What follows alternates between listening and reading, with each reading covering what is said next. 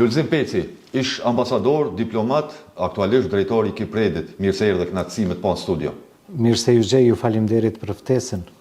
Zoti Peci, ma në fund, KQZ dul me rezultate që të janë mandate që kanë fitu partitë politike, Lëvizja Vetëvendosje 48, PDK 24, LDK 20, AK Nisma 8. Fillimisht, a ke befasus që kërë rezultat si pas jush?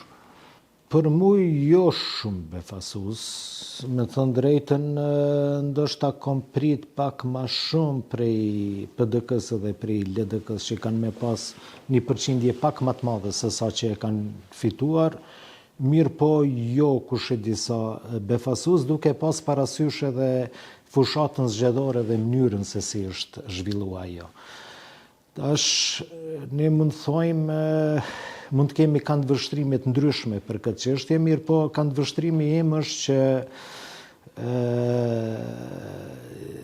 Zoti Hamza dhe Zoti Abdigjiku kanë pas një përqendrim të jashtëzakonshëm vetëm në çështjet ekonomike, ndërsa realisht edhe ajo për mu s'paku jep ke një përshtypje që po flasin shumë më tepër se si ministra të ekonomisë, jo si kryeministra në ardhje, apo kandidat për kryeministra, duke pas parasysh problemet me cilat është duke u ballafaquar Kosova. Edhe këto probleme janë maset mëdha, po flas sidomos në aspektin e brendshëm. Ne kemi të bëjmë me integrimin e veriut, pastaj kemi të bëjmë me zbatimin e marrëveshjeve të Brukselit, edhe konsolidimin e shtetësisë së Kosovës.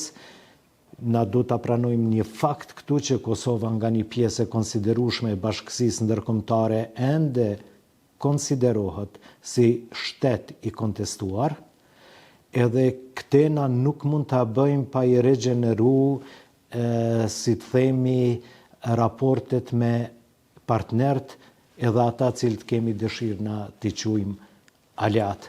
Sepse nëse dëshirojmë që të bëhemi pjesë e Bashkësisë Ndërkombëtare, Bashkësia Ndërkombëtare neve na fut mrena e jo ne që mund të shkojmë drejt këtij drejtimi vetvetiu, edhe ne jemi shtet i vogël, edhe pa ndonjë ndikim të theksuar ose pa ndikim fare të themi në Bashkësinë Ndërkombëtare. Këtu ka qenë, unë besoj që këtu ndoshta ka qenë vrejtja ime kyçe për liderët e opozitës.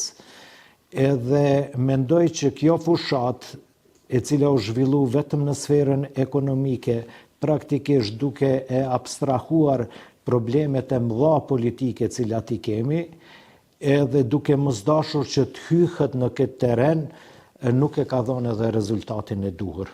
Opozita ka ngritje, mirë po, nuk e ka pas atë ngritje cilën unë për shembull ka mund ta pres, duke pas parasysh qeverisjen e Kurtit në 4-5 vitet e kaluara. Dhe atë befasoj zoti Peci, 48 mandate Lëvizja Vetëvendosje, gati 5 vjet pushtet, e përmendëm për qeverisjen e brendshme, raportet me Shtetet Bashkuara të Amerikës, Bashkimin Evropian dhe të tjerat. A pritet që të rezultat të Lëvizjes Vetëvendosje? Nuk e kom prit këtë rezultat.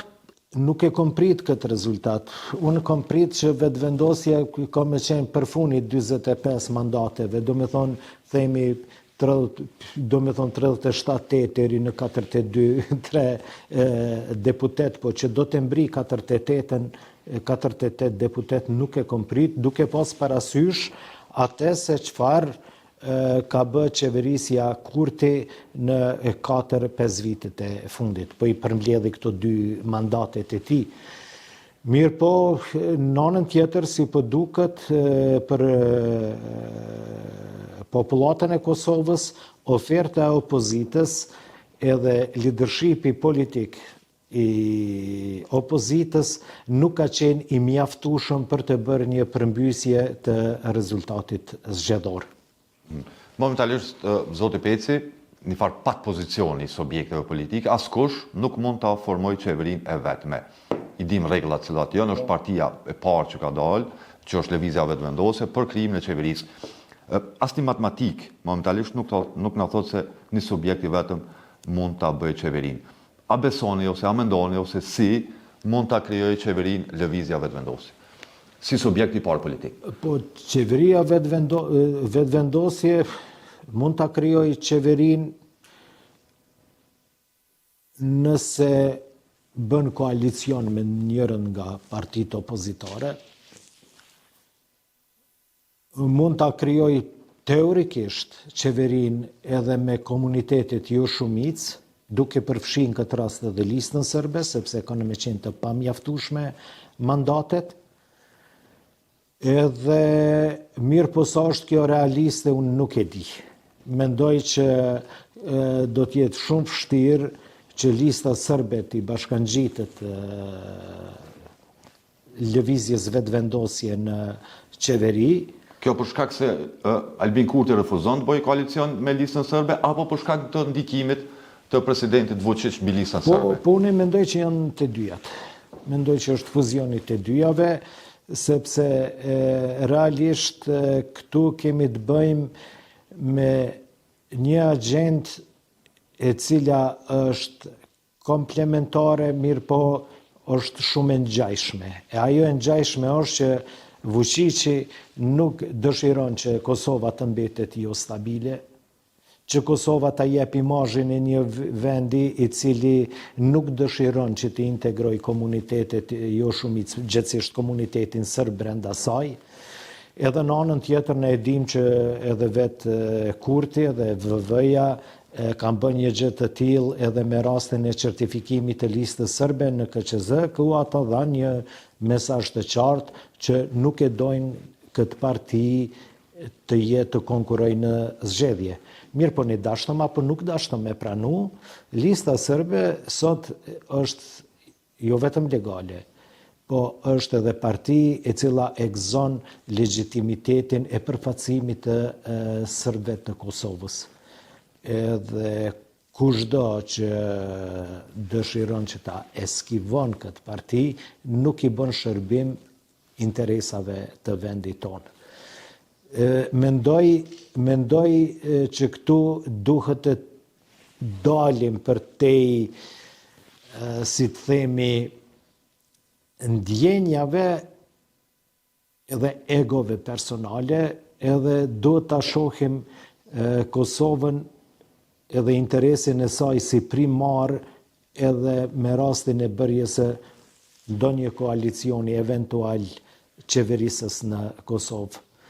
Nëse ai koalicion do ta ketë listën sërbe në bazë të mendimit tim, do të jep një sinjal të fuqishëm te bashkësia ndërkombëtare, do të jep një sinjal të fuqishëm vendor që shqiptarët edhe serbët janë gjendje të bashkëqeverisin njëri me tjetrin, edhe do të jetë hapi i parë, i rëndësishëm, drejt një procesi të gjatë, nuk do të jetë procesi i shkurt, një proces i gjatë i integrimit edhe akomodimit të serbëve në Kosovë, akomodimit politik, po flasim në këtë rast.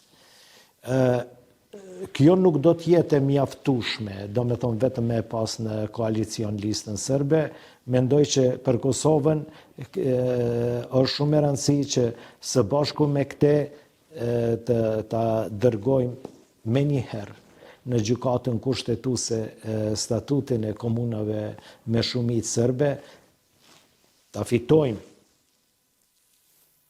antarësimin në Këshillin e Evropës, e kur fitohet ky antarësim, atëherë Kosova praktikisht do të konsolidohet si shtet evropian. Do me thonë do të ketë një shtetësi të pakontestuar në Evropë. E mandej hapat e tjerë, me kjo i hap rrugë edhe integrimit të më të tjeshëm në Bashkimin Evropian, po edhe integrimit të më të tjeshëm në NATO. Besoj që në këtë rast, nëse flasim në konditat e reja, ne nuk e dim çka do të bëhet me NATO në vitet që vjen, mirë po e marrim që është kështu, atëherë nuk besoj që do të ketë probleme madhore që Kosova të ecë përpara edhe me programin e partneritetit për paqë, po ndoshta në një të ardhme jo fort e largët edhe me antarësimin në NATO. Mirë po dua të ceku një gjë, se ne po flasim për antarësim të shpejt në NATO. Janë dy kushte cilat du të plotësohen këtu në bazë të kriterieve cilat i ka NATO-ja për antarësim. Ato e para është që problemet e mbrëmshme etnike e këto duhet të zgjidhen para se të hyhet në NATO, edhe në anën tjetër duhet të zgjidhen edhe problemet me fqin, pra që mos ketë problemet mëdha, ato mund të jenë probleme, po mos me pas probleme cilat potencialisht shkojnë në konflikt. Për këtë arsye, është në interes të Kosovës që sa më shpejt të lëviz në këtë drejtim, sepse filozofia e BE-s edhe NATO-s është që problemet e mbrëmshme apo problemet fqinësore të një vendi nuk dëshirojnë me i bartë mbrenda. Në situata të jashtëzakonshme gjeopolitike dhe të sigurisë mundet me ardhë dhe të rritë antarësimi i shpejt, sepse prioritare për NATO-n ka të bëj me interesat strategjike të sigurisë evropiane. Aty edhe mundet ndoshta me u kalu disa hapa. Po kështu sendet si jo në ditën e sotit nuk do të bëhet. Çfarë po duam të them me këtë? Bëj një përmbledhje, pra Kosova do e merr Këshillin e Evropës, do t'i hapet rruga për kandidaturë edhe për partneritetin për paqë. E mandate të tjera do të lëvizin paralel me procesin e normalizimit të marrëdhënieve me Serbinë. Edhe njerë kthehëm pak më vonë në NATO-s, Këshillit të Evropës dhe integrimit të Kosovës në organizma të ndryshëm. Po e përjashtojmë kushtimisht zoti Peci listën serbe, se nuk do të hyjë me partinë që ka fituar votat procesi i nënshkurtit. Është një deklaratë e Fatmir Limajt, i cili tha se me gjatë sipas meju këtë shkëptu shumë. Tha se jam i gatshëm ta ndihmoj secilin kryeministër për çështje të mëdha. Nuk e tha asnjë moment që është i gatshëm të hyjë në koalicion me lëvizjen vetëvendosje. Po e përjashtoj edhe listën serbe, edhe nismën socialdemokrate. A mund ndodhë që Albin Kurti nuk do ta bëjë qeverinë dhe të kemi një ngërç ka pasur raste të tjera? Po kjo është shumë e mundshme. Në procedurat ligjore janë qarta. Mandatari i parë do të jetë zoti Kurti, mandatari i dytë do të jetë zoti Bedri Hamza. Nëse asnjëri nuk e bëjnë qeverinë, nuk arrin ta bëjnë qeverinë, atëherë ne do të shkojmë në zgjedhje të reja edhe mund të themi diku në maj qershor të këtij vitit. I keni dëgju deklaratat e kandidatëve për kryeministër, por edhe të liderëve të partive opozitare. Kanë thënë edhe gjatë kohës fushatës, por edhe më përpara se preferojnë një bashkëqeverisje aktualisht me partitë opozitare, përjashtu lëvizjen vetëvendosje. Në rast se nuk mund ta bëj Albin Kurti qeverinë, sipas jush, cilat janë gjasat, skenaret që partitë opozitare momentalisht ta formojnë institucionet e reja. Po partitë opozitare me numra mund ta formojnë qeverinë. Nuk ka problem për këtë. Unë mendoj që brenga e disa pi partive opozitare mund të jetë edhe që të ketë hezitim në bëmjen e qeverisë, është që përsëri mund të kemi zgjedhje në vitin e ardhshëm kur vjen puna e zgjedhjes së presidentit të vendit.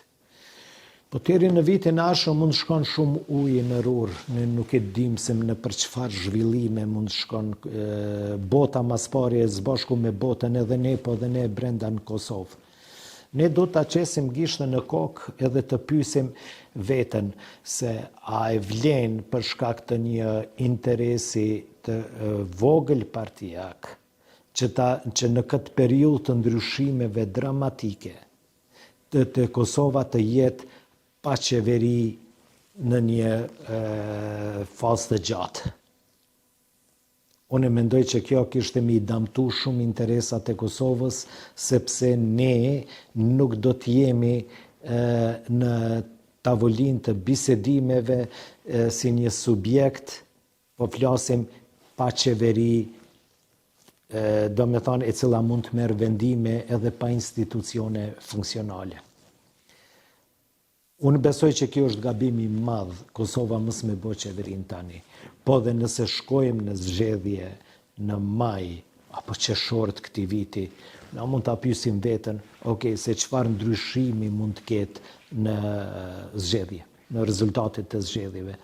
Për mendimin tim, tash unë nuk mund ta di se si do të votojë populli i Kosovës, mirë po pres që këto ndryshime bazë perceptimit cilën e kam që t'jenë minore, edhe që ne përsëri mund të kthehemi në të njëjtën gërsh në cilën jemi edhe tani. Kështu që për mendimin tim është më smiri që nëse në rast se Pozita ose Kurti nuk mund ta bëj qeverin duhet ta bëj opozita. Edhe tecim përpara për atë sa mundemi me ecë përpara. Sa më shumë që e shtym këtë proces, do t'jetë aq më i damshëm për neve. Unë po flas për interes të Kosovës, do t'jetë aq më i damshëm për neve. Edhe cila do qeveri e cila bëhet, aktin e parë që duhet ta bëj atë që e kanë eskivu gjatë fushatës zgjedhore, është që ta dërgoj asociacionin e komunave me shumicë serbe në gjykatën kushtetuese për t'i eliminu paparashikueshmëritë e mundshme të cilat mund ta prekun nëse ne nuk lëvizim përpara edhe territorin e Kosovës. Pse po e them këtë? Sepse ne nëse nuk dëshirojmë me ecë përpara me asociacionin, bashkësia ndërkombëtare po dhe aktorët kyç sot mund të pyesin, vetën edhe thonë ju nuk pedoni këtë, edhe ju po tregoni që nuk jeni taft që të integroni një 40-50.000 serb në veri të vendit. Nëse nuk jeni taft me bë këto, atëre çfarë po doni? Edhe është goxha një pyetje legjitime kjo punë. Edhe besoj që na përshofim si çfarë është duke ndodhë në Ukrainë, nuk po them që mund të ndodhë njëjta gjë edhe në Kosovë, mirë po nuk duhet ta përjashtojmë si opcion, sepse kjo është një pyetje legjitime. Edhe unë besoj që për këtë arsye mendoj që ne do të kemi guximin e leadershipit politik që me ndërmarr këto hapa edhe me ecë përpara. E tash nëse partitë e opozitës, liderët e tyre frigojnë me i marrë këto hapa, le të zgjedhin liderin e partisë më të vogël opozitare, Ramush Haradinën kryeministër, ai ka thonë që unë i bëj edhe ai le të përfundon këto, nëse vetë nuk kanë guxim. Po nëse e marrin qeverisjen edhe nuk i bëjnë këto hapa, atëherë neve do të na bëhet dëm i njëjtë sikur vetëvendosje me pas marrë qeverin vetë edhe me thonë unë nuk i ndërmarr këto hapa. Pse përmendet zoti Peci, pse përmendet Ramush Haradinaj?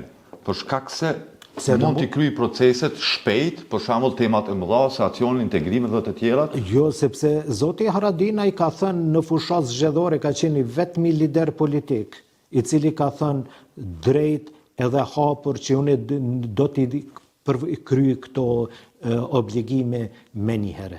Që ditën e parë me njëherë do të bëj këte, do të dërgoj asociacionin, do të bëj këte, do të bëj këte. A e ka marrë rrezikun politik në fushat zgjedhore dhe ka tregu se çfarë do të bën ai. Nëse ta frigojnë, le të zgjedhin ato nëse s'po dojnë bashkë me involvu vetveten. Po në anën tjetër, kushdo që vjen në qeveri, kjo do të jetë detyra e parë për të gjithë në derën e shtëpisë.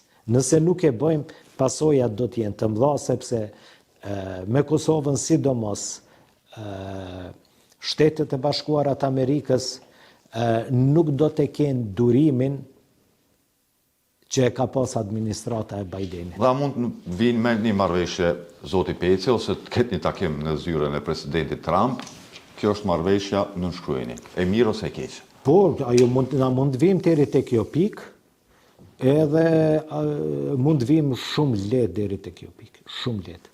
Me rrezikun që një marrëveshje e keqe për Kosovën, hipotetikisht po them, unë nuk po them, me veriun që unë nuk po them që mund të jetë e keqe, po mund të jetë edhe mos e mirë, mund të mos jetë e mirë nëse ne nuk i zvoglojmë paparashikueshmërinë për sa i përket përmbylljes së kësaj, se nëse ne ecim përpara me asociacionin e komunave serbe, pa parashikueshmëria do të bjen. Edhe nëse në atë rast, unë besoj që çfarë do marrëveshje edhe që mund të vijë nga Washingtoni nuk do të jetë e tillë, do të ketë rrezikun që të jetë mundësia rrezikut që të jetë e dëmshme për Kosovën do të jetë shumë më e vogël.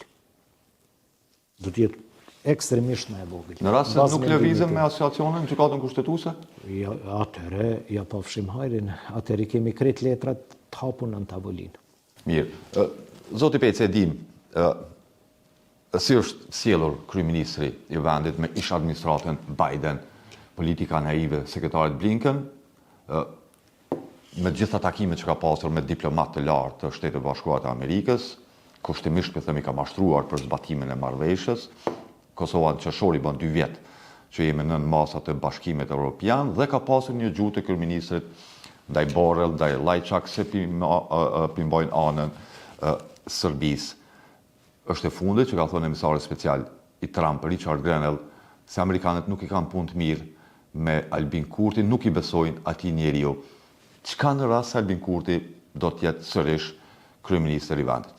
Po flas për raportet me SBA-n, Bashkimin Evropian dhe marrëveshjen me Serbinë. Po nëse Albini bëhet kryeministër i Kosovës dhe dëshiron me ndërtu raporte me Shtetet e Bashkuara të Amerikës,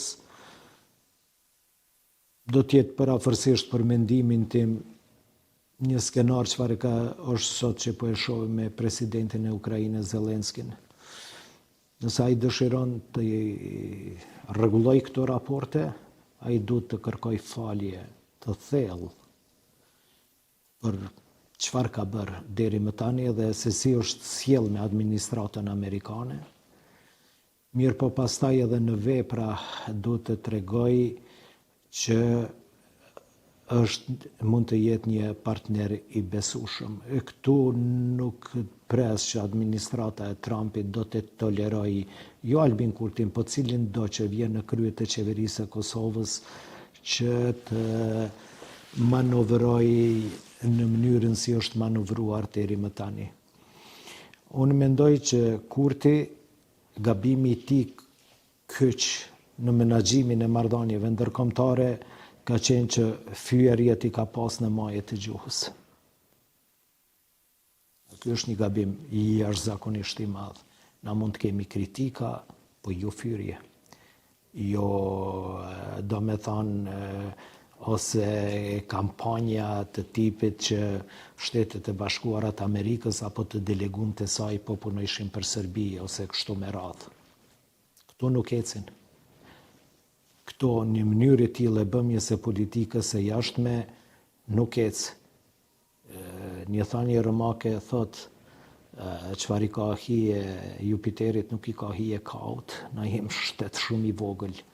Do t'ja dim hallin vetit, do të punojmë sa më tepër që të kemi miq. Ne sot jemi në një pozitë ku ata miq që kanë qenë shumë të fortë të Kosovës, sot janë edhe miq të Serbisë. Janë edhe miq të Serbisë. Dhe janë, sipas jush, zoti Peci, 2 arsyet kryesore që erdhëm në këtë nivelin më të ulët të marrëdhënieve me vendet mike. Veprimet në veriun e Kosovës dhe çështja e marrëveshjes 27 shkurtit, planit franko-gjerman. Albin Kurti në Bruksel thoshte se po e bëj marrëveshjen, do ta dërgoj draftin për shkak të antarësimit në Këshillin e Evropës që dështuam, dhe veprimet e njëpasnjëshme në veriun e Kosovës. Jo përmendet pak më herët integrimi i veriut, Albin Kurti disa herë ka thënë, por edhe eksponentët tjerë, ministra të lëvizjes vetëvendosur se po shtrin sovranitetin në atë pjesë, bazuar në ligjet dhe kushtetutën e Kosovës. A mbahet ajo pjesë me njësi speciale? Vetëm po dua të sqaroj një gjë, se do me thonë prish ose degradimi i marrëdhënieve tona me Shtetet e Bashkuara të Amerikës edhe me Perëndimin ka filluar para Kurtit. Po tani ka eskalu. Ka eskalu edhe për shkak të gjuhës së Kurtit. Se përpara kemi pas mosmarrveshje, ka pas degradim. Na duhet të kujtojmë një gjë, që kur ka qenë puna e demarkacionit të kufirit me Malin e Zi, në Prishtinë ka ardhur ish presidenti Joe Biden. Dhe presidenti që ishte e Biden edhe na ka lutë që ta kalojmë demarkacionin. Ishim plot çështje aty. Pikë pari, mënyra se si është bërë demarkacioni ka qenë komplet e saktë. Nuk ka pas gabim aty, ka qenë bas hartave katastrale. Ne u quam e shpikëm një çështje, edhe thamë që kjo nuk është në rregull. Edhe çka bënëm? Na mendum, Kosova mendoj që do të kushzon Malin e Zi, kishte edhe zëra të tillë që ata s'do të mujnë të hyjnë në NATO pa e bë demarkacionin me Kosovën. Jo mu i hyjnë. Që keme të Sa di hënë në NATO? Po, absolutisht që i hyjnë. Mirë po, në anën tjetër, ka pas shumë zëra që neve na kanë thënë pse Kosova me u fute dhe kushti i demarkacionit nga BE-ja për liberalizim të vizave. Unë mendoj për mendimin tim që BE ka bërë shumë mirë për një arsye, sepse vetëm shtetet sovrane dhe të pamvarura bëjnë demarkacion me shtetet e tjera. Ajo ka qenë okej. Na po dojna ju me u bë dhe kështu, do me thonë po ju konsiderojmë si tillë. Tjetër është ato fusnotat çka mone krejt, po praktika është kjo. Pastaj do me thonë, kjo ka qenë çështja e parë, edhe e dyta, unë besoj që ka pas planifikus shumë të mirë të politikave në Perëndim, edhe kam paraqë një ditë qeveria në Malin e Zi mund të ndryshojnë edhe të vinë forca tjera çfarë janë sot, për shembull. Si do të kishim mundës që sot ta bëjmë na demarkacionin me Malin e Zi, do të ishte shumë vështirë. Do të ishte të jetë vështirë. Edhe ne nuk e kuptu momentumin politik. Erdhë zavens presidenti Biden, na luti, na thamë jo, këtu fillon. Mandej patëm edhe 2-3 gabime tjera me radhë. Gabimin tjetër e patëm që fillum edhe u nisëm me bo ushtrin vetë pa e pas mbështetjen e Shteteve të Bashkuara të Amerikës. Mandej patëm një përpjekje për me modifikuar ose me zhbo gjykatën speciale. Mandej patëm taksat ndaj Serbisë, edhe kështu na praktikisht na nuk mund të konsiderojnë që kemi pas ndonjë arritje të madhe në sferën ndërkombëtare deri në marrëveshjen e Washingtonit kur e kemi marrë njohjen nga Izraeli, edhe e vonum liberalizimin e vizave deri në vitin e kaluar. Do me thonë, kaq summa summarum mund të mbledhet krejt çka kemi bëna për 8 vite. Edhe në anën tjetër eskalun marrëdhëniet e tona me partnerët tanë për shkak të mosmbajtjes së fjalës edhe fjalorit të cilën e përdorim. Tash po kthehemi tek veriu. Integrimi i veriut vetëm me forca policore është totalisht i pamjaftueshëm. Integrimi i veriut do të bëhet në atë moment kur atje do të funksionojnë të gjitha institucionet lokale dhe trendit e të ligjit, cilat do të jenë të zgjedhura nga shumica e popullatës atje, edhe që këto institucione gjykata, prokuroria, e krejt me radhë do të funksionojnë duke u bazuar në ligjet e Kosovës, të cilat kërkojnë edhe përqindjen e policëve, edhe të gjykatësve, të prokurorëve e kështu me radhë në bazë të strukturës etnike të asaj pjesë të vendit. Edhe krejt kjo për me funksionu duhet të largohen edhe strukturat paralele të Serbisë. Për me u konsolidu, po flasim sovraniteti. Tash rruga drejt eliminimit të këtyre strukturave ka qenë përmes asociacionit, edhe pse aty nuk është sekur në mënyrë eksplicite.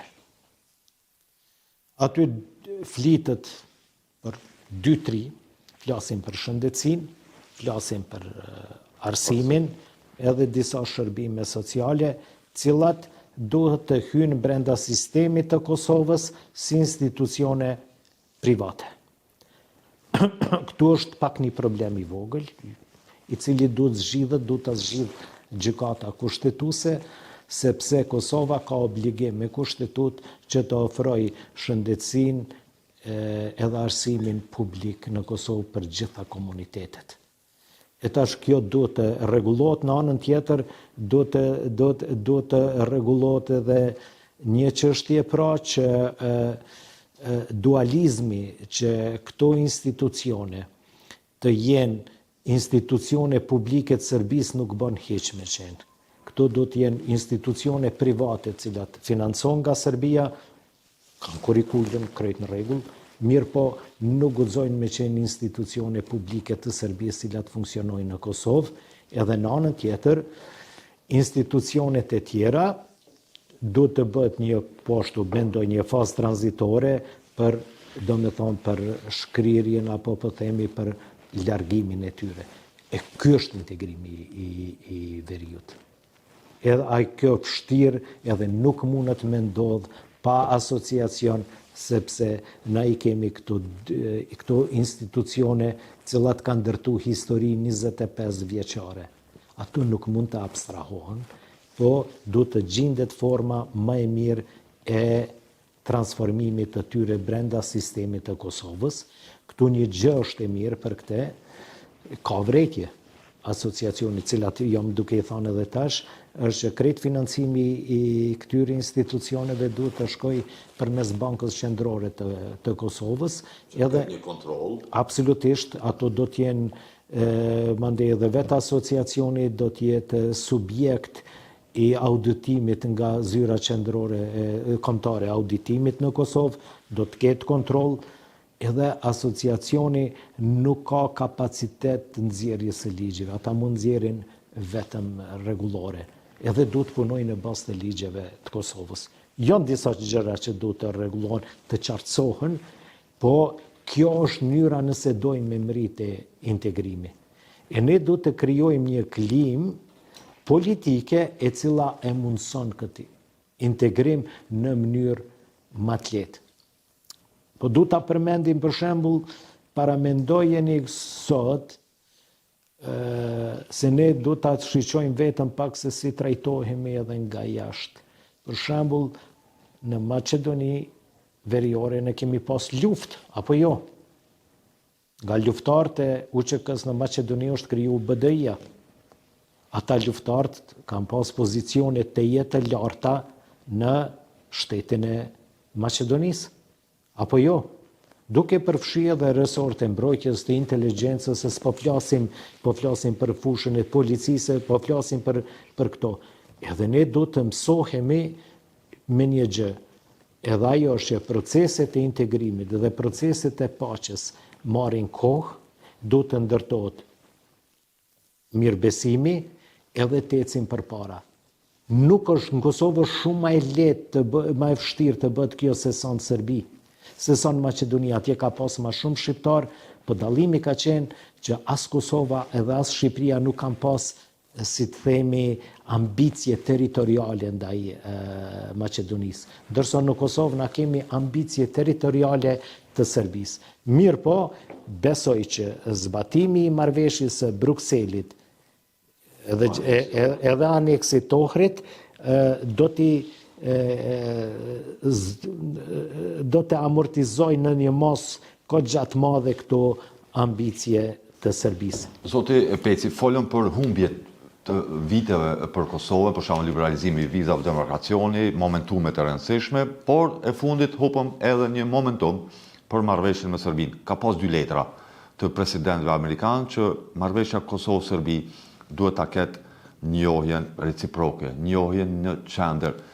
Si degraduam që të kemi një marrëveshje të tillë, për shembull është neni 7, është pika tjera, për shembull arbitrazhi dhe çështjet e tjera, apo këto secila pikë do të sqarohet në gjykatën kushtetuese. Pse Albin Kurti e hupi momentumin kur kishte letra, kishte editoriale se kjo marrëveshje një herë mirë do të përfundoj me njohje reciproke. Unë nuk mund unë mendoj që këtu është bë një gabim fillestar që qeveria e Kosovës deshi që ta resetoj komplet dialogun, deklaroj si prioritet të shtatë, edhe mandej hyri në vallën e dialogut që të merret me senet vogla edhe jo që ta adresoj çështjen kyçe pra të zgjidhjes së këtij problemi me Serbi. Sepse unë besoj që edhe kryeministri Kurti ka qenë i vetëdijshëm që deri te arritja e marrëveshjes nuk do të bëhet ajo marrëveshje pa u arritur edhe një lloj kompromisi, edhe në këtë rast kompromisi kyç ka qenë çështja e asociacionit, edhe ne hynëm në këtë sistemin e sallamit diplomacisë ku shkum copa dhe mbetëm ku mbetëm. Edhe ne ende do të kishim mbetur aty nëse nuk do të kishte filluar lufta në Ukrainë. Kur filloi lufta në Ukrainë, atëherë neve na erdhi iniciativa franko-gjermane, sepse edhe kjo ishte shtyrë nga zhvillimet gjeopolitike, sepse dëshironin që ta mbyllnin një problem deri diku të mbyllët, që ta ulin potencialin e konfliktit përmes planit franko-gjerman, i cili praktikisht është modeli i dy Gjermanive, është ajo filozofi. E tash, çfarë po dua të them, pra këtu i kem dy faktorë që e kemi kthy vetveten tek jo nga frika e leadershipit për me mbyll këtë punë, edhe dytën e kemi momentin gjeopolitik i cili neve na qiti komplet për i rendit të ditës nga, si themi ajo, nga njohja reciproke në këtë fazë. Mirë po dua të them edhe një gjë, që në konkluzionet e dhjetorit të vitit të kaluar të Këshillit Evropian, për Kosovën edhe për Serbinë, jo vetëm që kërkohet që marrëveshja e Brukselit gjithsesi aneksi i Ohrit të zbatohet menjëherë, po kërkohet që në një afat shumë të shkurtër të arrihet edhe marrëveshja gjithëpërfshirëse edhe ligjërisht e obligueshme mes Kosovës edhe Serbisë. Do me thonë, urgjencë ka kjo, po edhe kjo ka mbetur urgjencë. Çfarë po dua të them që tash në bazë të mendimit të BE-s, po shihet fare e qartë që zbatimi i kësaj marrëveshje nuk është i mjaftueshëm tani për me siguru stabilitetin edhe sigurinë në Ballkan, për atë arsye po shtyhet tash edhe kjo çështje. Po në rrethonat e tanishme është vështirë për mua spaku që të projektohet se kur edhe si kjo mund të arrihet. Unë mendoj që fillimisht ka me qenë presioni për zbatim të marrëveshjes së Brukselit e torit, detyra e parë. E para është asociacioni në paket me këte, ndërsa e dyta mund të ndodhë pas arritjes së një marrëveshje të paqes për mendimin tim në Ukrainë. Edhe modaliteteve cilat do të përcaktojnë këtë arritje në kësaj marrëveshjeje. Tash të shohim se çfarë do të ndodhë, kur, si do të arrihet, çfarë do të jenë implikimet për Bashkimin Evropian, për sigurinë evropiane dhe kështu me radhë. Një vizitë e paralajmëruar e sekretarit të përgjithshëm të NATO-s, Mark Rutte, zoti Peci, në Kosovë dhe në Bosnjë-Hercegovinë. Po besoj që pajtoni që ka marrë me mesazhe të qarta që çështja e sigurisë ose eventualisht ndonjë situatë tensionuar të mos ndodhë, sidomos në Kosovë, në veriun e Kosovës ose kudo tjetër në Bosnjë, por edhe të tërhiqet vërejtja, kushtimisht po them Serbisë, që mos lëviz, që potencialisht mund të ketë një situatë të tensionuar në Ballkanin perëndimor. Qa kam na thonë sekretari NATO-s? Unë nuk dija çfarë do të them, mirë po mund të presu çfarë do të thojë sekretari general Rutte për këtë, po unë mendoj që qëllimi i vizitës së tij do të jetë një mesazh i qartë që të mos ketë eskalim të situatës as në Bosnë, as në Kosovë, edhe që Serbia të mos ndërmerë ndonjë hap rreth eskalimit të situatës. Unë mendoj që momentalisht situata është shumë më kritike në Bosnë se sa që është në Kosovë, për shkak të zhvillimeve të fundit. Mirë po, një gjë cilën e din fort mirë Serbia, Kosova dhe Bosna e Hercegovina është që NATO-ja i ka të gatshme forcat për reagim të shpejt, të cilat brenda orëve mund të veprojnë nëse bashkë duhet për ta bërë veprimin. E tash, po sot do të zgjatë krejt kjo na nuk e di. Unë po flas për NATO çfarë është sot. Çfarë për këtë NATO po flas. Kjo mund të ndryshoj ndoshta brenda mujit, jave, vitit, nuk e dim se ku na peshofim diskutimet në Londër, në Paris, në Washington lidhje me këtë, cilat janë përtej neve, ato janë rrjedhat cila e përcaktojnë fatin ton në shumë aspekte. Kështu që mirë po mesazhi sekretarit general Rute ka me qenë kjo, mendoj unë, edhe që ndoshta që nuk do të tolerohen ndërmarrja avanturave në fushën e sigurisë, edhe ndoshta mesazhi ka me qenë që mos mendoni që nëse ne kemi këto probleme, jemi duke i diskutu këto probleme, që ne nuk kemi kapacitet për me reagu. Mendoj që kjo këtu do cilët parafërsisht mesazhi i tij. Keni qenë ish ambasador. E pam se çfarë ndodhi me procesin e votimit në përfaqësitë diplomatike, por edhe ata me post. Një proces që pat shumë kontestime, dyshime, aludime se mund të ketë pasur tjetërsim të vullnetit të diasporës. I dim ato përpjekjet të Ministrisë së Punëve të Jashtme, të cilat u munduan të përzihen në punën e KQZ-s. KQZ është organi vetëm kushtetues që organizon zgjedhje. Lëvizja vetëvendosje doli mbi 80% nga votimi në përfaqësitë diplomatike, ndërkohë që me ato me post dikon 51.57%. Që shëpe kiqit procesin e votimit të diasporës. Dhe a ka elemente që Prokuria e Shtetit të merret me raste të caktuara? Unë nuk kam fakte. Pa fakte nuk muj me folë. Mirë po një gjë mund të them. Që përfaqësitë tona diplomatike nuk janë të përshtatshme për votim, po flas për infrastrukturën e tyre. Mund të flas për ato cilat i kam pa.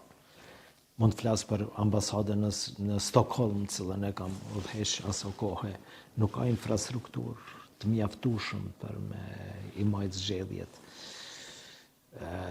Për shembull, ambasada në Stockholm është e vendosur në qendër të Stockholmit, ndoshta një dhomë ku mund të bëhet votimi, i cila nuk është e madhe, është më e vogël se sa kjo studio ku po e mbajmë na sot këtë debat. Edhe nuk është disi mirë që të krijohen kolonat e njerëzve në një qendër diplomatike, si kur më shku me marrë viza, po du me thonë qendër qytetit, diçka e tilla. Në aspektin infrastrukturor, unë besoj që ky ka qenë vendimi gabushëm. Sepse përsëri numri më i madh i votuesve tonë votuan me post, nuk shkuan të votojnë në përfaqësi diplomatike. Edhe në anën tjetër, unë nuk kam fakte, unë nuk muj me thonë kur gjallë. Nëse dikush ka fakte, është mirë ato fakte ti paraqes, edhe pastaj të thot ti paraqesë dhe let merren organet, cilat duhet me u marrë me ato. Shaj të keqe ka lënë shumë marrja kutisë së votimeve nga ambasadori në Kroaci Martin Berishaj, edhe i cili si akt ka vu në dyshim integritetin zgjedhor të votimit, të gjithë votimit i cili është mbajt në ambasadat e tjera të Kosovës, sidomos në ato ku kemi ambasador politik.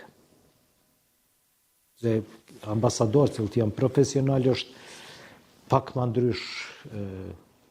Unë besoj që ish kolegët e mi mbahen standardeve profesionale, po aty ku janë politikë është pak më problematike sepse ata kanë tjetër karakter. Por nuk kalon shihet mirë. Për mendimin tim, unë mendoj që më së miri është përsëri t'i kthehemi votimit me post, sepse i tërë ky operacioni... Të hiqet kjo e drejt, që të mos votohet në përfaqësi diplomatike për shkak të kushteve që përmendëm, dhe ndikimeve politike. Beson edhe ndikimeve politike.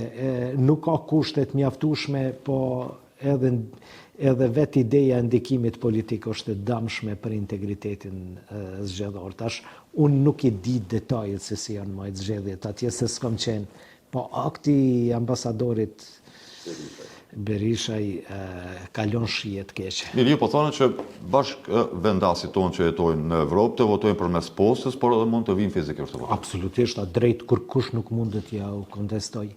Ka shtete cilat votimin e pranojnë vetëm nëse vinë dhe votojnë. Për marrim rastin e Malit të Zi. Vetëm nëse vjen e voton aty, ki drejt me votu për ndryshe, nuk pranohet votimi. Po në anën tjetër edhe votimi me post mund bëhet. Nuk ka gjatë keqe nëse bëhet edhe votimi me post. Zoti Peci, të falenderit shumë për kohën. Ju lutem, kënaqësi e imja.